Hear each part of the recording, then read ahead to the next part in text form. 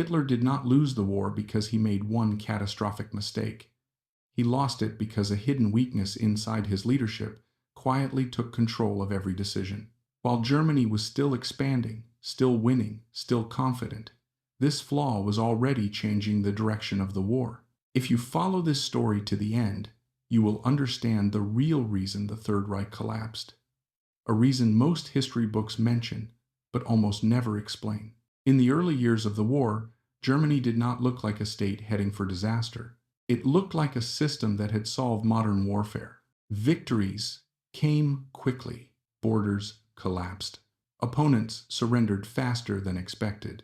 From the outside, the Third Reich appeared efficient, decisive, unstoppable. But inside Hitler's leadership, something subtle had already begun to change. The flaw that would later destroy Germany did not arrive suddenly. It did not announce itself as a crisis. It grew quietly, embedded in the way decisions were made and, more importantly, in the way they were no longer challenged. At the center of the system stood a single assumption, that Hitler's judgment was not just authoritative, but superior. This belief did not emerge by accident. It was built carefully, reinforced by early success, and protected by propaganda. Every victory strengthened the myth, and every myth made correction more dangerous. In a healthy command structure, success invites scrutiny, plans are reviewed, assumptions are tested. In Hitler's system, success did the opposite. It ended discussion. As the war progressed, fewer voices were willing to challenge decisions once they came from the top. Not because alternatives did not exist, but because disagreement carried consequences. Officers learned a simple rule. The safest course was not accuracy, but alignment. Truth became conditional. It depended on whether it supported the decision already made. This was the first crack. Not disloyalty, not incompetence, but the gradual replacement of analysis with affirmation. The Nazi leadership presented itself as unified, disciplined, and perfectly synchronized. In reality, it was becoming rigid, and rigidity is lethal in war. The hidden weakness was not a lack of intelligence. Germany had brilliant officers, experienced planners, seasoned commanders. The weakness lay in the flow of information. Bad news moved slowly upward. Good news traveled instantly. Warnings were softened. Estimates were adjusted. Risks were framed as manageable, not because generals were blind, but because they understood the environment in which they operated. In Hitler's presence, disagreement was no longer a professional act. It was a political one, and political disagreement carried a cost. Over time, this changed the character of leadership meetings. They became performances. Options were presented not to be debated, but to be endorsed. Questions were asked not to explore alternatives, but to confirm direction. Decisions hardened quickly. Revisions became rare. The system still appeared decisive, but decisiveness had replaced adaptability. This mattered more than any single battle, because war is not static. Conditions shift. Opponents learn. Resources deplete. A leadership that cannot revise itself becomes trapped by its own earlier success. That trap was already closing. The most dangerous moment for any regime is not failure. It is uninterrupted success. Success breeds certainty. Certainty silences doubt. And doubt is the last defense against catastrophic decisions. By the time Germany stood at the height of its power, the leadership had already lost something critical. The ability to say, "This is no longer working." That sentence had become impossible. Not illegal. Not forbidden. Simply unthinkable. This is why the collapse of the Third Reich cannot be explained by a single error, because by the time the great errors arrived, the system was already incapable of correcting them. The flaw had taken control. It influenced every major choice, not by forcing bad decisions, but by preventing good ones, and it operated invisibly. From the outside, Germany still looked confident, still aggressive, still in command, but internally, the leadership had crossed a line. Reality was no longer something to be confronted. It was something to be managed, and managing reality is how regimes lose wars they are still winning. This weakness would soon be tested, not by ideology, not by speeches, but by distance, fuel, weather, and time. The moment Germany attempted to turn rapid victories into permanent control, the flaw embedded in its leadership would move from the abstract into the physical world, and when that happened, no amount of confidence would be able to stop it. There is a point in every war where belief meets reality. For Germany, that moment arrived not with an enemy counterattack, but with distance. Early victories had trained the leadership to expect collapse. Opponents fell quickly. Campaigns ended ahead of schedule. Speed became the measure of success. But speed has a hidden cost. Every kilometer advanced stretches supply lines. Every tank consumes fuel that must travel further. Every soldier depends on food, ammunition, spare parts, and rest. None of these move at the pace of ideology. Germany entered its largest campaign convinced that momentum itself was a weapon. It was not. It was a liability. The leadership believed that rapid advances would solve logistical problems by ending the war before they mattered. That assumption had worked before, but it was based on a dangerous precedent, fighting opponents who could not trade space for time. This time was different. The terrain was vast, the infrastructure was limited, and the enemy was prepared to absorb losses in exchange for depth. Germany was not fighting an army. It was fighting scale, and scale cannot be intimidated. As columns advanced, supply trucks fell behind. Rail lines changed gauge. Repair units struggled to keep pace. What appeared decisive on maps masked a growing imbalance beneath the surface. Commanders in the field began to report strain. Fuel consumption exceeded projections. Vehicle wear increased faster than replacement. Weather conditions complicated movement. None of this was unexpected by professionals. What mattered was how it was received. Reports were filtered. Language was softened.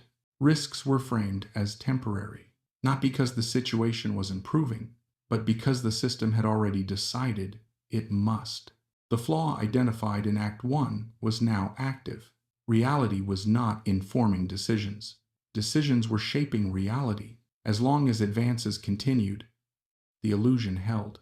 But war does not reward illusions. As temperatures dropped, the consequences of overextension became unavoidable. Fuel thickened. Engines failed. Weapons malfunctioned. Movement slowed. The leadership had planned for victory. It had not planned for friction, and friction is the natural enemy of certainty. At this stage, correction was still possible. A pause, a consolidation, a defensive posture. Such adjustments are not signs of weakness. They are signs of professionalism. But the system could no longer tolerate them. To slow down would mean acknowledging limits. To acknowledge limits would mean admitting error. And admission had become impossible. The flaw had matured. What followed was not simply logistical failure. It was strategic paralysis. Orders continued to demand progress without regard for physical constraints. Timetables ignored the realities of terrain, weather, and supply. Commanders were expected to produce results that no longer aligned with conditions on the ground. When those results failed to materialize, the response was not adaptation, but pressure, more demands, more urgency, more insistence. The system responded to resistance by doubling down, and doubling down in war accelerates collapse. The most revealing aspect of this phase was not the suffering at the front, it was the disconnect at the top. Confidence remained high. Speeches promised imminent success. Public messaging depicted momentum and control. Internally, the leadership had already lost synchronization with reality. The map no longer reflected the ground. The schedule no longer reflected capability. The flaw had completed its transition. What began as a psychological rigidity had become a material vulnerability, and material vulnerabilities cannot be spun. The leadership faced a choice: reassess the campaign or redefine success. It chose the latter. Setbacks were reframed as temporary, delays as strategic patience, hardship as proof of resolve. But endurance is not strategy. and resolve does not replace supply. By the end of this phase, Germany had not been defeated, but it had been locked into a trajectory. A war that required flexibility was being fought with rigidity. A campaign that demanded adjustment was being driven by insistence. The flaw had done its work. From this point onward, Germany's options would narrow. Every future decision would be shaped not by opportunity, but by the consequences of refusing to correct earlier ones. The next turning point would not come from the front lines. It would come from a single decision that transformed the war itself, changing its scale, its duration, and its outcome. Once that decision was made, the question would no longer be whether Germany could win. It would be how long defeat could be delayed. Up to this point, Germany was still fighting a war of decisions. Campaigns could be adjusted. Fronts could be stabilized. Losses, though heavy, were still recoverable. But one decision changed the nature of the war itself, not tactically, not operationally, structurally. Modern wars are not decided only by generals. They are decided by systems, industrial capacity, logistics networks, the ability to convert raw materials into weapons at scale and over time. Germany had built a war machine optimized for speed.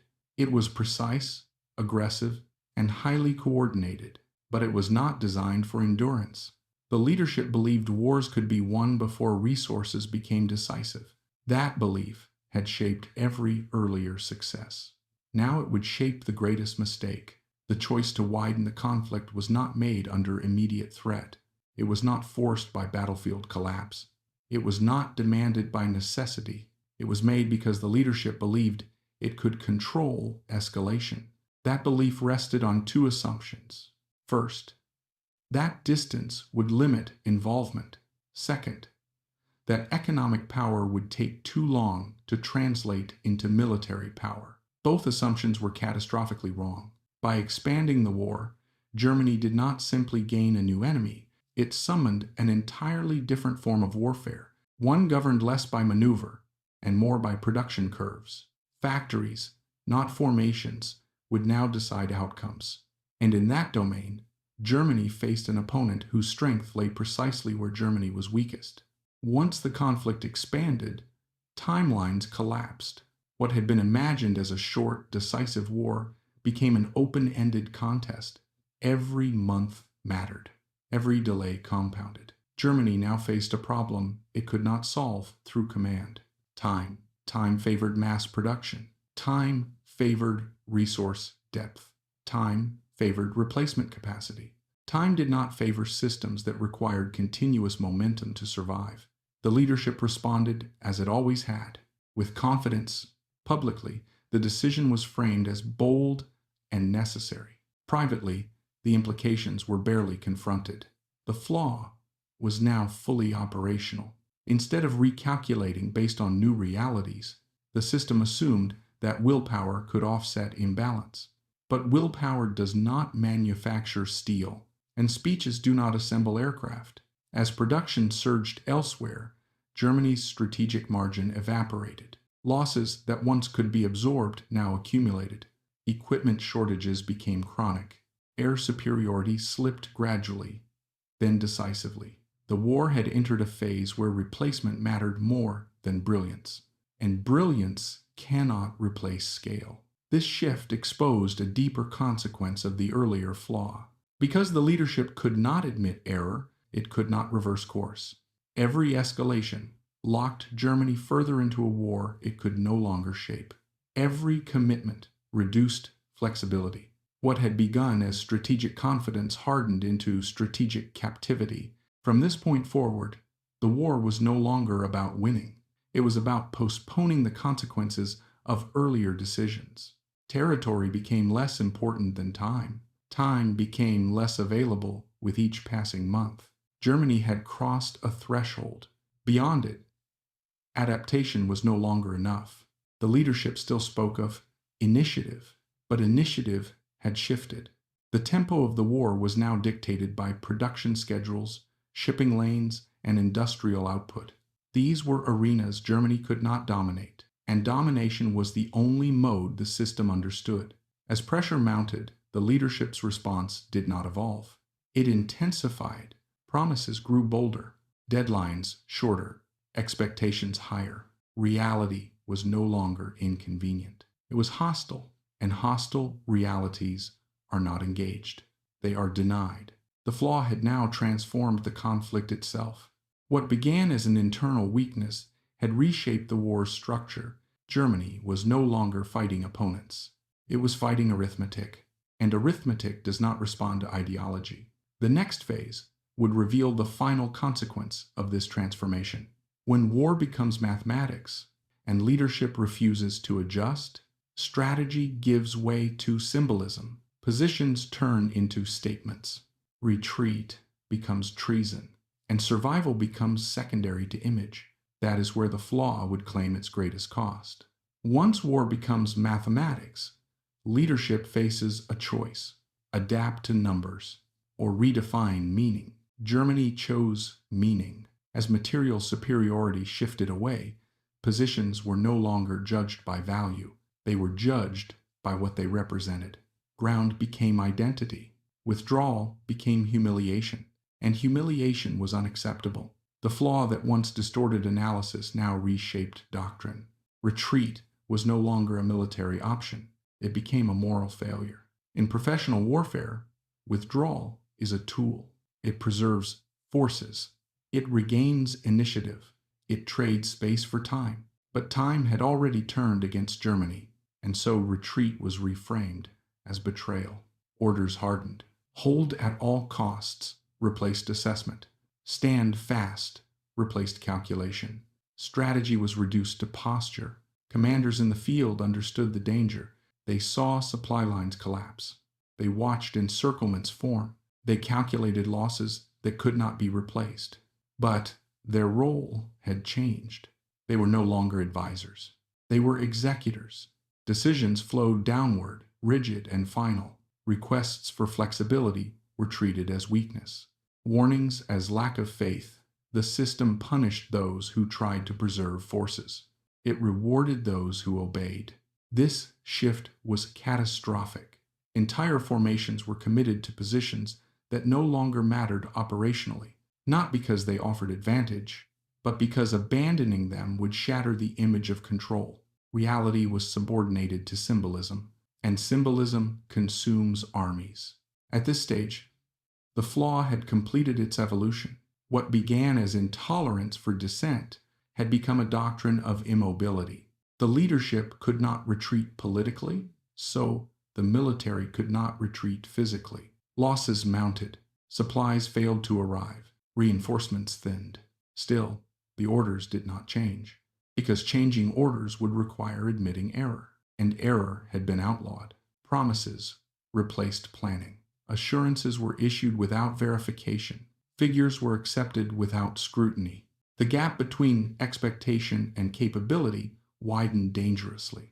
When reality intruded, it was dismissed as temporary. But temporary problems do not destroy armies. Persistent denial does.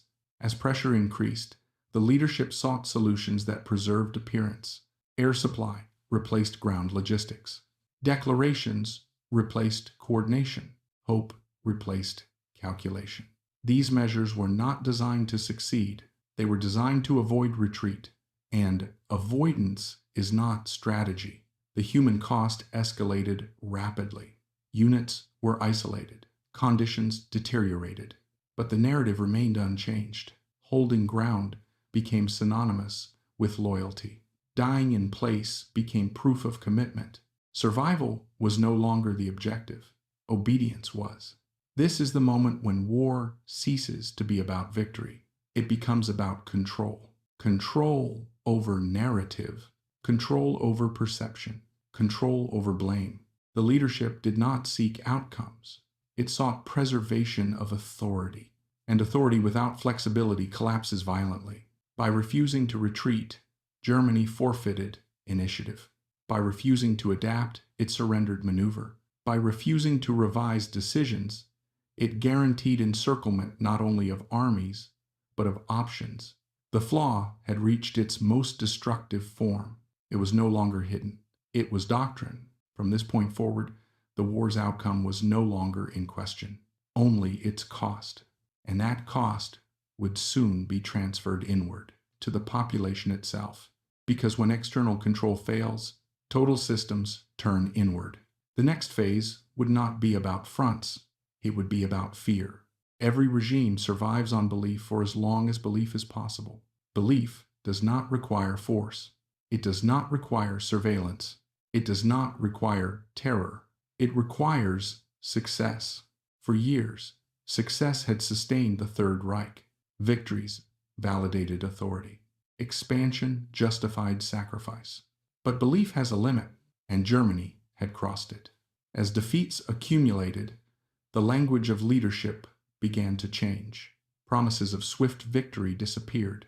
Certainty softened into endurance. Endurance hardened into obligation. The message was no longer, "We are winning." It became, "We must hold." Not because victory was assured, but because alternatives were no longer acceptable. This was the second irreversible shift. Propaganda adapted quickly. Where enthusiasm once dominated, fear now entered. The population was warned of what defeat would bring: loss of land, loss of identity, loss of safety. Suffering was reframed as proof of loyalty, hardship as moral strength. The purpose was no longer inspiration, it was containment. At this stage, the leadership faced a reality it could not admit publicly. The war could not be won on its original terms, but surrender was unthinkable. Negotiation was forbidden. So the system did what closed systems always do when options vanish. It turned inward. Control replaced persuasion. Surveillance replaced trust. Institutions designed for external war were redirected toward internal discipline. Authority no longer flowed from success. It flowed from enforcement. This transformation revealed the true cost of the hidden weakness. A leadership incapable of correcting itself must prevent others from recognizing the truth. The more obvious reality became, the more aggressively it had to be suppressed. Information was managed tightly. Dissent criminalized. Rumors treated as sabotage, not because they were false, but because they were dangerous. Fear is an efficient tool. It silences quickly. It spreads faster than belief. But fear has a flaw of its own. It does not generate solutions. It only delays collapse. As pressure intensified, the leadership withdrew. Physically, psychologically, decision-making narrowed further. The circle of trust shrank. Those who delivered bad news were excluded. Those who confirmed expectations were retained. The flaw, once again, reinforced itself. The population sensed the change. Absences were noticed. Silences grew louder. Events that once demanded visible leadership passed without appearance. The image of certainty fractured, not dramatically. Gradually, behind closed doors, the strain became visible. The burden of sustaining illusion without results took its toll. Energy faded. Judgment clouded. Dependence on reassurance increased. Leadership no longer projected confidence outward. It sought it inward. This inward turn was fatal, because leadership that retreats from reality cannot guide others through it. Decisions slowed. Reactions lagged. Initiatives stalled. The system had lost momentum, and momentum was the only advantage it had ever truly possessed. By now, the war had become total, but not in the way originally envisioned. Not total mobilization for victory. Total mobilization for survival. Every resource was extracted. Every reserve consumed. There was nothing left to adjust, only to endure. This was the final consequence of the flaw. A system that began by outlawing doubt, ended by outlawing truth. A leadership that once demanded belief, now demanded obedience. And obedience does not win wars. The final act would not be decided by strategy. Strategy was gone. It would be decided by exposure. By the moment when reality could no longer be hidden, not from enemies, but from the people themselves. That moment was approaching, and when it arrived, no amount of fear would be enough to stop it. The collapse of the Third Reich did not arrive suddenly. There was no single moment when everything broke at once. No single decision that instantly doomed the war. What happened was slower, more dangerous. The system failed long before it collapsed. By the final years of the war, the outcome was no longer in doubt. What remained uncertain was only timing. Germany still had soldiers, still had weapons, still had territory. What it no longer had was choice. Every option had been consumed by earlier decisions. Every alternative closed by refusal to admit error. The hidden weakness had completed its work. At its core, the greatest blunder was not strategic. It was structural. The leadership had built a system that equated authority with correctness. A system where disagreement became disloyalty, where revision became weakness.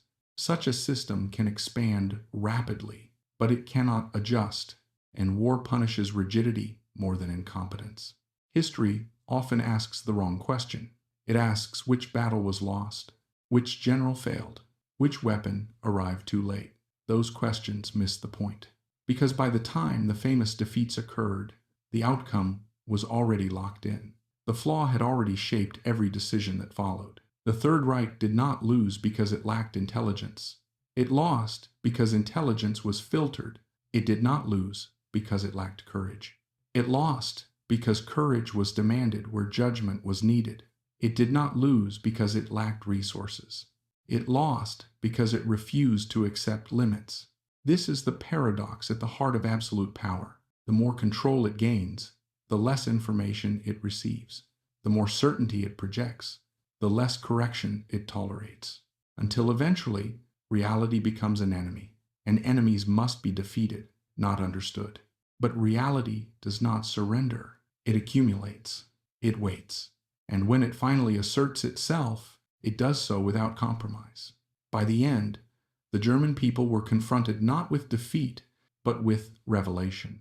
The image they had been shown for years could no longer be sustained. The system that promised order had produced chaos. The leadership that promised certainty had delivered ruin, not because it was weak, but because it was incapable of changing course. The real blunder was not one mistake. It was the creation of a decision-making structure that made mistakes irreversible. Once that structure was in place, the war was no longer about winning. It was about delaying the consequences. And this is why the story matters. Not because it explains the past, but because it exposes a pattern. Whenever power becomes absolute, whenever leaders punish truth and reward alignment, whenever systems mistake confidence for correctness, the same process begins, quietly, invisibly, inevitably. The Third Reich did not fall because it was challenged. It fell because it stopped listening. And by the time it tried to enforce belief with fear, belief was already gone. Only the consequences remained.